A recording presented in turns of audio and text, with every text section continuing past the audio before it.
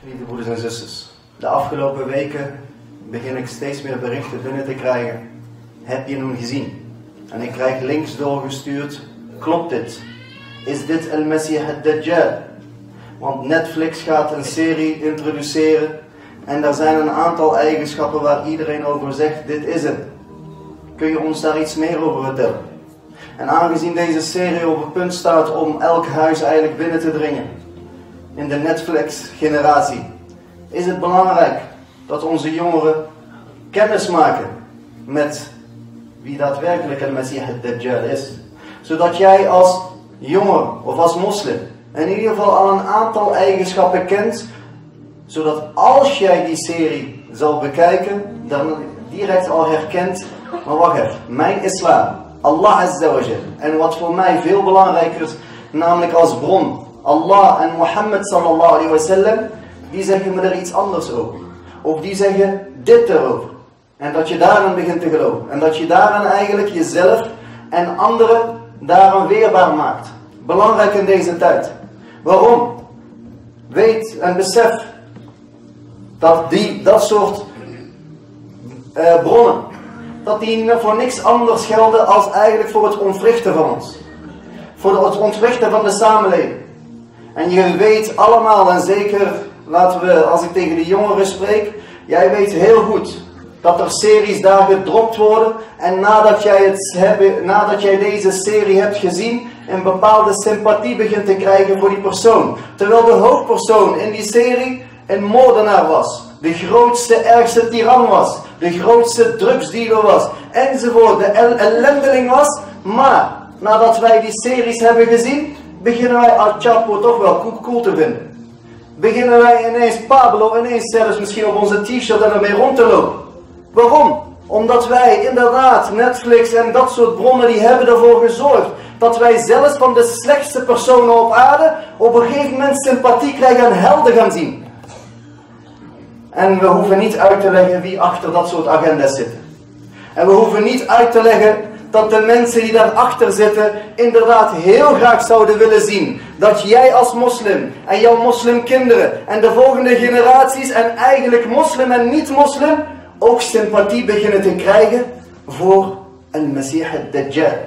Terwijl Allah Azzawajal mij en jou leert om een afkeer te hebben van een Maseeh Addadjal, probeert Netflix en de rest van de wereld jou zover te krijgen dat je dadelijk misschien zelfs met een t-shirt van een Maseeh Addadjal gaat rondlopen.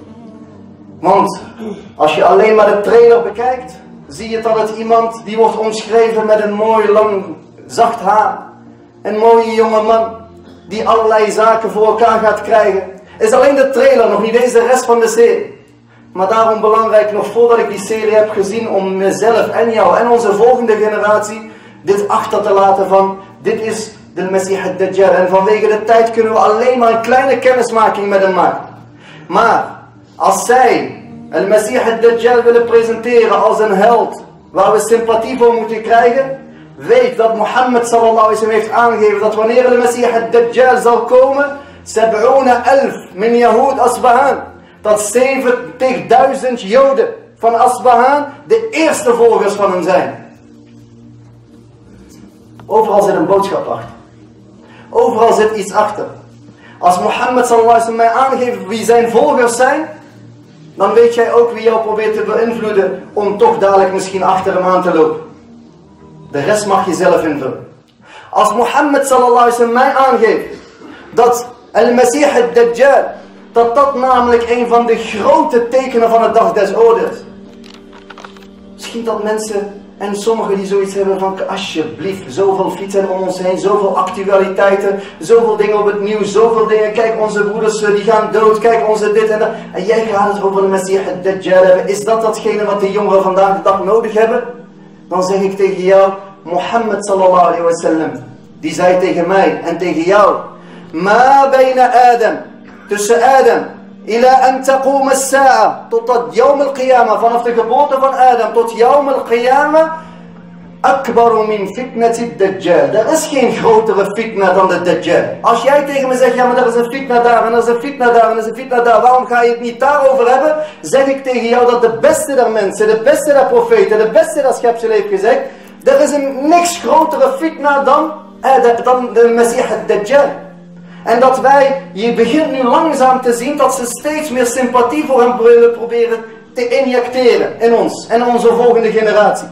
Dus is dit misschien wel de hoogste tijd, zodat ik mezelf en mijn kinderen en mijn nageslacht en jouw kinderen en jouw neefjes en nichtjes en misschien onszelf in ieder geval iets daarover te vertellen.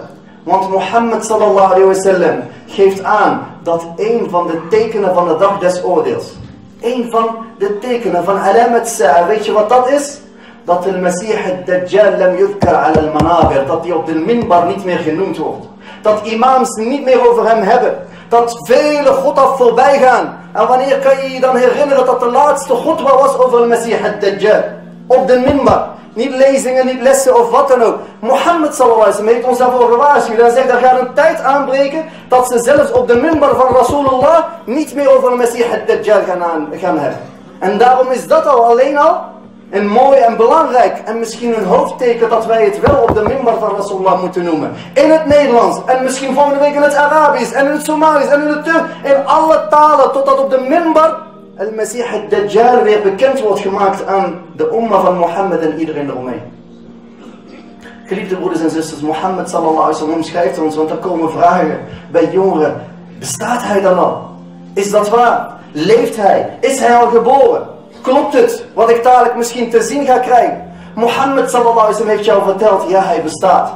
Mohammed sallallahu alaihi wasallam heeft jou gezegd dat hij inderdaad leeft. Mohammed sallallahu alaihi wasallam heeft jou aangegeven dat het geen beest is wat sommigen denken, maar gewoon Banu Adam, een mens. Mohammed sallallahu alaihi wasallam heeft zelfs in details omschreven hoe hij eruit gaat zien. Als Netflix zegt hij heeft mooie lange haren, Mohammed sallallahu alaihi wasallam zegt hij heeft krullend, hard haar, kort haar. Als Mohammed sallallahu alaihi wasallam Netflix zegt hij ziet er mooi en lang en smal uit, Mohammed sallallahu alaihi wasallam zegt hij is kort, hij is gezet, hij is vol, hij is dik.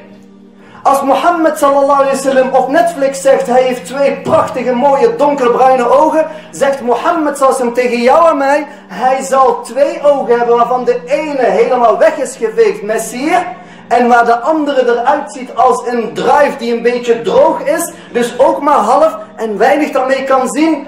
Dit is hoe Mohammed sallallahu alaihi wasallam ons omschrijft. En als anderen je influisteren, dat zal een beest zijn met één oog, nee, sorry. Mohammed sallallahu alaihi wasallam heeft mij iets anders over verteld. Gewoon een mens. Met twee ogen. De ene is weggeveegd, inderdaad. En de andere is een beetje half nog dicht met een soort van vlees eroverheen. Ja, want al-a'war in het Arabisch is niet iemand die blind is. Het is iemand die wel twee ogen heeft, maar één daarvan niet goed functioneert. Of niet volledig functioneert. De profeet sallallahu alaihi wasallam omschrijft ons dan ook dat hij, deze maseeh Addadjal, ja, ta'lamuna annahu a'war. Jullie weten dat hij blind is. Wallahu laysa bi'a'war. En jullie Heer, Allah is geen blind. Allah azza wa jal, hasha lillah, hij is al-basir. Allemaal eigenschappen die jij kunt neerleggen naast de serie en naast de ahadith, authentieke ahadith van Mohammed sallallahu alaihi wasallam. En die jou dan gelijk laten zien, dit is hun verhaal, dit is wat zij proberen te, en dat heeft allemaal als doel met niks anders dan dat je toch een beetje sympathie begint te krijgen voor die karakter die zij naar voren schetsen. Geliefde broeders en zusters, alle profeten, zegt Mohammed sallallahu alaihi wasallam, heeft gewaarschuwd. Zijn volk gewaarschuwd voor deze maseeh Addadjal. Omdat het, zoals net al omschreven is, de grootste fitna is vanaf Adam tot Yawm al-Qiyamah. Maar er is geen enkele profeet die zo gedetailleerd en zo erg en zoveel herhaalt over de maseeh Addadjal. Maar Mohammed sallallahu alaihi wasallam vertelt zo gedetailleerd en zoveel over de maseeh Addadjal, omdat hij weet, die zal niet komen zo in de umma van Adam of van Yusuf of van Musa of wat. Nee, die komt in de umma van Mohammed sallallahu alaihi wasallam. In dit tijdperk zal die uitkomen. Misschien maak jij en ik het niet mee, maar jouw kinderen en mijn kinderen wel. Jouw nageslacht wel. En daarom moet jij al er kennis op overdoen. En jezelf en je nageslacht en je omgeving daarover informeren. En Mohammed sallallahu alaihi wasallam wist zelf niet eens exact wanneer hij eruit zou komen. Moet je je voorstellen, er zijn sommigen vandaag die dachten, nee, wallah, maseeh Addadjal is er al. Safi, hij komt, dat is de tv. Ijtihad, de tv. Terwijl Mohammed zelfs tegen ons zegt, ja, waarom is tv? TV is ook eigenlijk één oog. En tv vertelt ook leugens. Allemaal eigenschappen van de Maseeh Addadjal. Maar is hij daadwerkelijk het ook? Mohammed zelfs zegt namelijk dat de Maseeh Addadjal Mekka en Medina niet zal binnentreden. Het hangt vol tv's in Mekka en Medina. Boven de Kaaba zie je zelfs, kun je schermen zien en tv's in. Dus soms moeten we ook niet alleen uit emotie, maar hebben wij de Koran en de Sunnah waar we ons naast moeten leggen. En dan daarin duiken en zeggen, oké, maar dit is wat de profeet sallallahu alaihi wasallam erover zegt. Mohammed sallallahu alaihi wasallam is het zelf niet exact. Hij geeft aan, het is één van de grote tekenen van de dag des oordeels. En hij komt naast dit en dit en dit zal er zijn. Ja, en dan zal die verschijnen. En zo zal die zelfs sterven. Mohammed sallallahu alaihi wasallam zegt tegen de Sahaba, want ze worden toch wel ook wel een beetje bang van. Want we hebben nog nooit zo erg veel waarschuwingen gehoord tegen iemand, over iemand, dan over de Maseeh Addadjal. Dat Mohammed sallallahu alaihi wasallam dan ook zegt, in yakhruj wa ana fikum fa ana hajijuhu dunakum. Als hij eruit komt en ik ben tussen jullie, maak je niet druk. Hij is voor mij. Ana hajijuhu bainakum. Maar, luister wat Mohammed sallallahu alaihi wasallam zegt. Wa in yakhruj wa lastu fikum famru'u hajiju nafsih. Als hij dadelijk komt terwijl ik niet tussen jullie bekoop ben. In het derija zeggen wij, iedereen zoekt het uit. Just me, myself. Heb je jezelf voorbereid? Ken je hem? Weet je wat hij gaat doen? Weet je hoe je eraan kan ontkomen? Weet je hoe je dat tegen kan bezitten? Mohammed sallallahu alaihi wasallam heeft jou niet in de steek gelaten. Allah heeft jou niet in de steek gelaten. Hij heeft gezegd, als ik er ben, zal ik het voor je opnemen. Maar als ik er niet ben, ik heb mijn sunnah, mijn ahadith, mijn voorbereid met de Koran en alles achtergelaten voor jou, om je te bewapenen. Dus nu aan jou. Wil je een strijder zijn tegen de Maseeh Addadjal of niet? Wil je jezelf beschermen of niet? Wil je je nageslacht, je kinderen? Of ga jij eigenlijk je laten beïnvloeden en zeggen, ja, maar dat zijn zo verhalen. Ga je daar echt je kinderen mee? Dadelijk gaan ze denken dit en dat enzovoort. Er zijn mensen die de Maseeh Addadjal niet bespreken. Omdat ze dat verhalen vinden. Ja, Omar ibn Khattab die zei, er zal een volk komen dat niet meer gelooft in de Maseeh Addadjal. Als je het hebt met hun over shafa'a, zeggen ze, ja, right. Als je tegen hen zegt, ja, als je tegen hen zegt, Addadjal, zeg alsjeblieft, Addadjal. Alles wat je haalt van de hadith al-sahih, zullen ze steeds zeggen, ja, right, ja, dat, alsjeblieft, hou op. Mensen zijn met dingen al naar de maan en jij zit nog steeds over Addadjal. Ze zullen zo reageren. Weet je wat Omar ibn Khattab zegt? Omar ibn Khattab zegt, als ik dat volk mee zal maken, dan zal ik ze bestrijden, afmaken. En we leven in een tijd waarin sommigen zeggen, alsjeblieft ga je het hebben over een Messias. Moet ik daar mijn kinderen mee opvoeden? Ja Omar, als je tussen ons was. Mohammed sallallahu alaihi wasallam, geliefde broeders en zusters, omschrijft ons dat deze Maseeh Addadjal inderdaad op een gegeven moment, als Allah het toelaat, ja, vrijkomt. In die zin, na een woede-uitbarsting, zal hij loskomen en dan zal hij verschijnen. Mohammed sallam geeft ons zelfs aan. Waar zal die dan verschijnen? Waar? In welke regio ongeveer? In Khorasan. Een andere hadith wordt omschreven tussen Sham en Irak.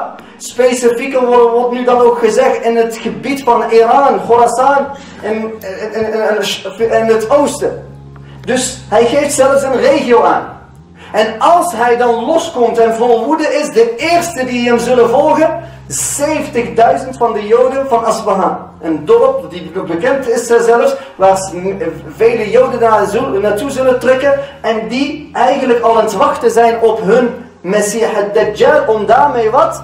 Om daarmee de wereld te veroveren. Daarna zullen anderen zich volgen. Want in het begin zal hij zich voordoen als, namelijk als een profeet. Eerst als koning. Hij heeft namelijk ook de mensen die hij bij zich heeft allemaal bewapend en met kronen, groene kronen. En hij zal zich uitroepen als de koning, de nieuwe koning die de wereld gaat veroveren. Als hij steeds meer volgers daarin begint te krijgen, gaat hij een stap verder. Nee, ik ben een profeet. En hij laat allerlei zaken zien en liegt en flasht mensen en houdt mensen voor de gek enzovoort. En steeds meer volgen. Als hij nog meer volgelingen heeft, zal hij zich uitroepen tot God. Ik ben Allah zelf. En dan zie je dat hij, zoals de Koran ons omschrijft, dat hij in staat wordt gezet. Ja? Allah laat soms dingen toe, beproevingen toe, zodat hij test wie erin gaat vallen of niet. De Maseeh Addadjal zal dingen en mensen laten zien Een voorbeeld is dat hij dus bij iemand komt en zegt: ik ben in staat, ik ben Allah, wil je in mij geloven? Allah, ben jij in geloof? Wat is jouw bewijs daarvan? Ik ben in staat om jouw ouders, die zijn toch dood?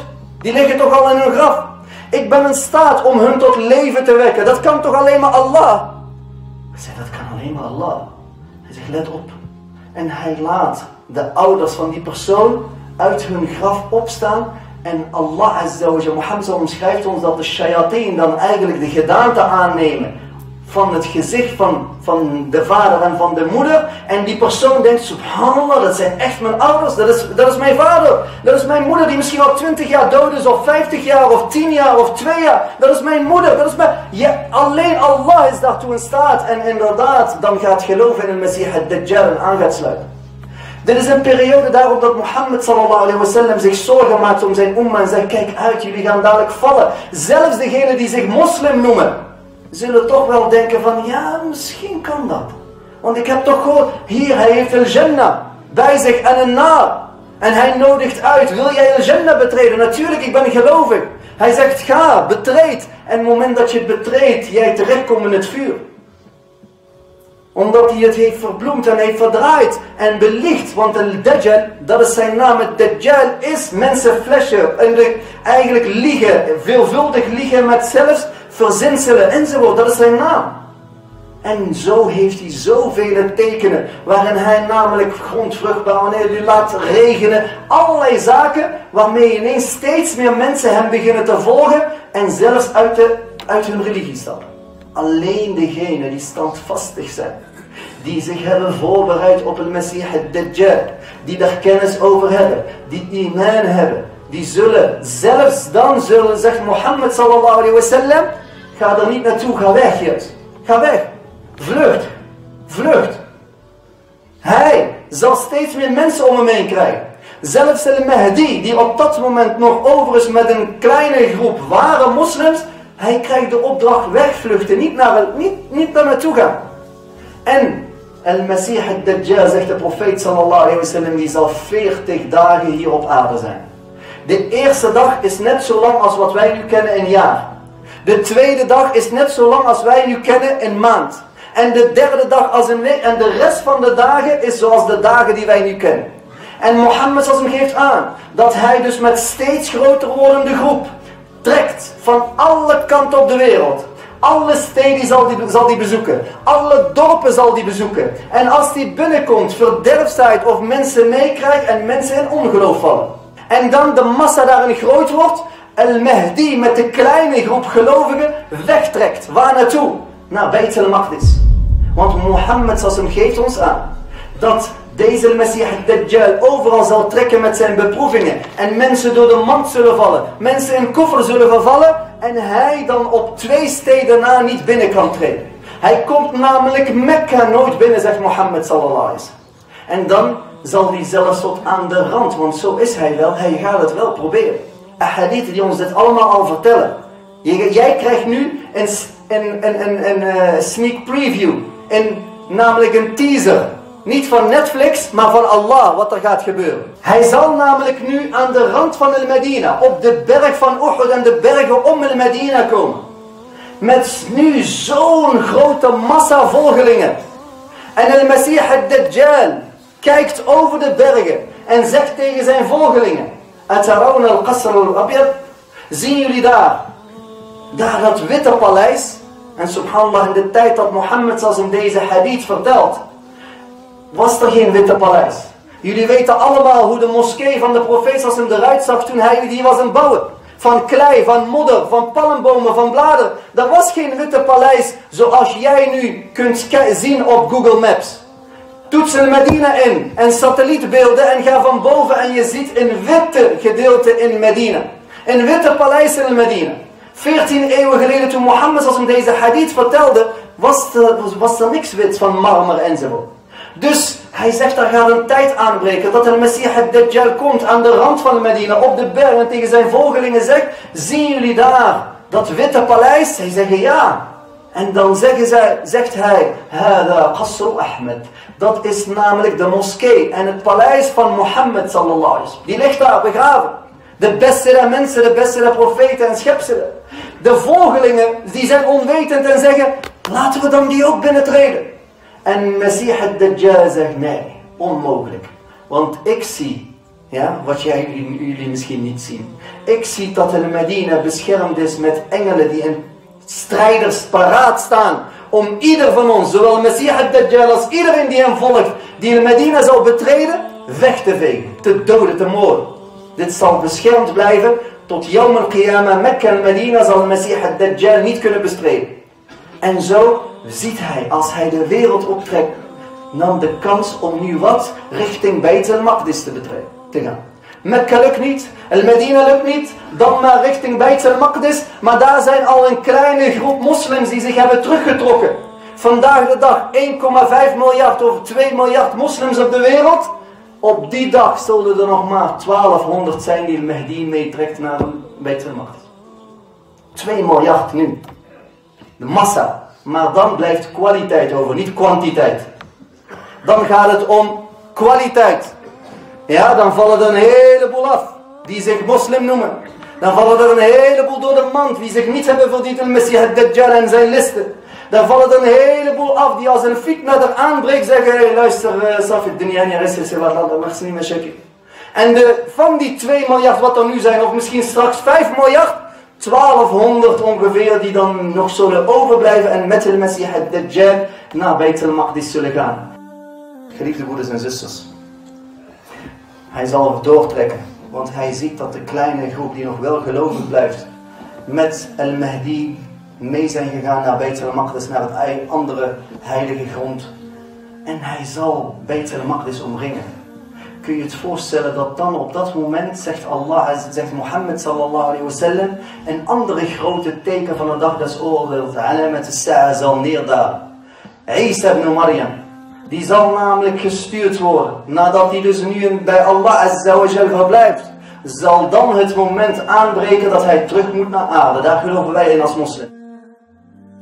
Een van de zaken die Mohammed sallallahu alayhi wa sallam aangeeft, waar zal die komen, waar zal die neerdalen? Namelijk Sharqiyya Dimashq inda al-Manarat al-Bayda. Oost Damascus, Syrië. Mogen Allah het bevrijden en mogen Allah het doen herstellen. Waar zal die precies landen? In het oosten van Damascus. Waar? Inda al-Manarat al-Bayda. Daar staat op dit moment al-Masjid al-Umawi. Kun je je voorstellen dat de details Mohammed sallallahu die moskee bestond niet, nog niet eens toen Mohammed sallallahu het noemde.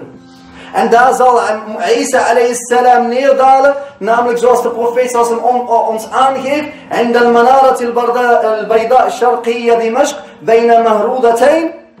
En hij zal steunen met zijn handen op 2 engelen, malaika, die hem als een lift naar beneden brengen. Yutaqti'u ra'sa, zijn hoofd beweegt zo naar beneden, lang haar, vochtig haar, witte huid met wat rood, alsof hij net uit de douche komt. Alsof hij net een warme douche heeft gehad, zegt Mohammed sallallahu alaihi wasallam. 2 kledij, ja, zelfs de kleur omschrijft Mohammed sallallahu alaihi wasallam in detail.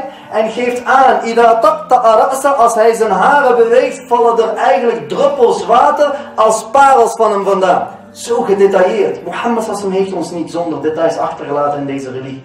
Hij zal neerdalen. Waarom? Wat kom je doen? Hij zal breken met het kruis, symbolisch van iedereen die over mij heeft gelogen, dat ik een God ben of een zoon van God. Ik kom hier weer recht trekken dat het niet waar is.